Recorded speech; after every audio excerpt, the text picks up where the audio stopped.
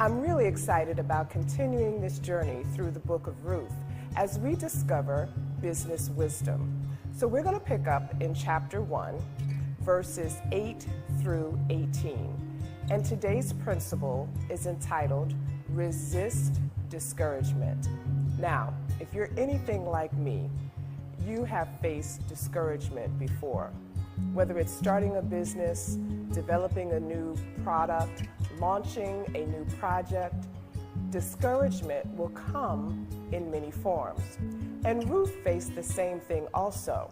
If you remember, she had made up her mind and she was committed to go to Bethlehem, Judah, and now she is on her way.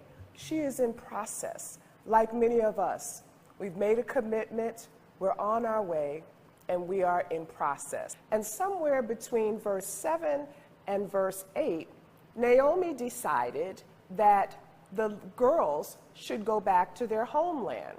So Naomi, discouragement, says this: "You have been so faithful to me. You've been kind to me in the death of my husband and in the death of my sons. You've taken care of me, and I pray that the Lord would bless you. But you need to go back." Now, do you hear how subtle discouragement kind of wove itself into the praise, wove itself into the support?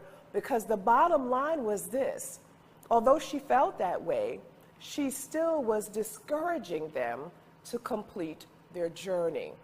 So that's why I call it subtle discouragement.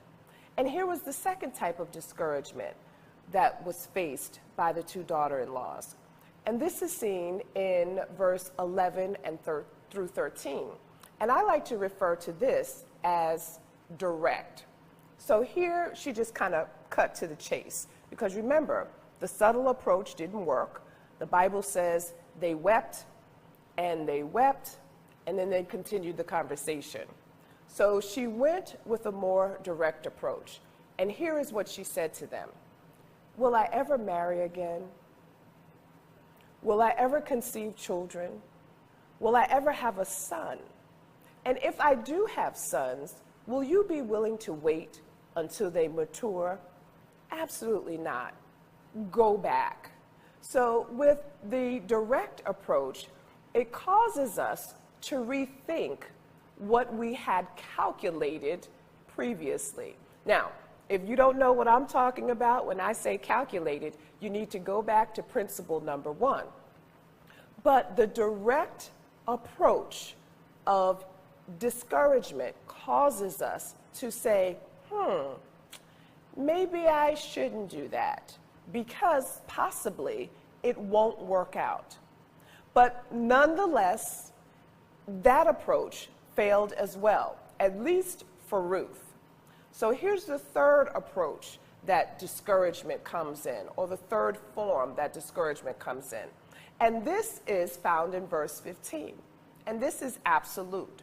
So between verse 13 and 15, Orpah makes the decision, you know what? Yeah, I think it's best for me to go back. But Ruth stays behind. So Naomi begins discouragement to have yet another conversation with her. And here she uses what I call the absolute approach.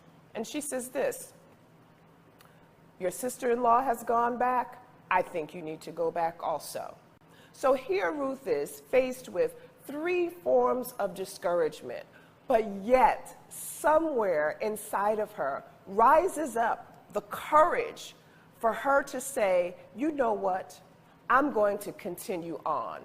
And I really want you to hear that, because I want you, in the face of your discouragement, to allow the courage that you had when you thought about it, when you prayed about it, when you worked on it, to rise up and compel you to continue. So before I get too carried away, let's talk about how Ruth combated the discouragement. Here is where I want you to take good notes, because you know discouragement is going to come. But if we can follow the path that Ruth did in pushing back discouragement, we too can be successful. So here we are in verse 18. And the tactic that Ruth used to push back discouragement was to speak back. She looked Naomi square in the eye, tears running down her face. I mean, can't you see it, right? Tears running down her face, all discombobulated, probably still crying and snotting.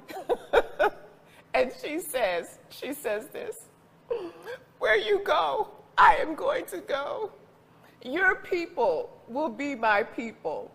And ultimately, she says, "And your God is going to be my God." How about that? She confronted discouragement by speaking to it. And that is what we have to do. As believers, through prayer and fasting, we can push back discouragement.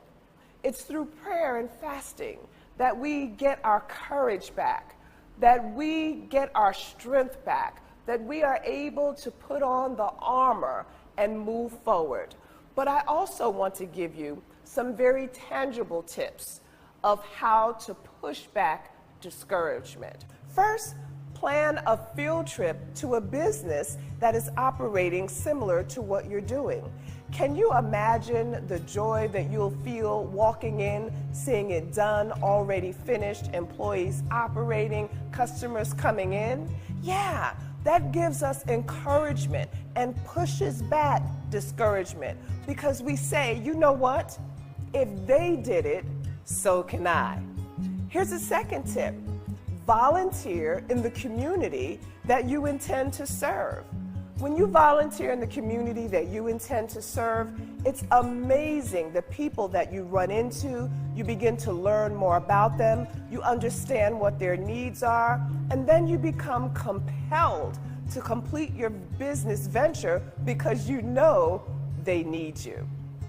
Now, I hope these 2 tips were helpful to you in resisting discouragement.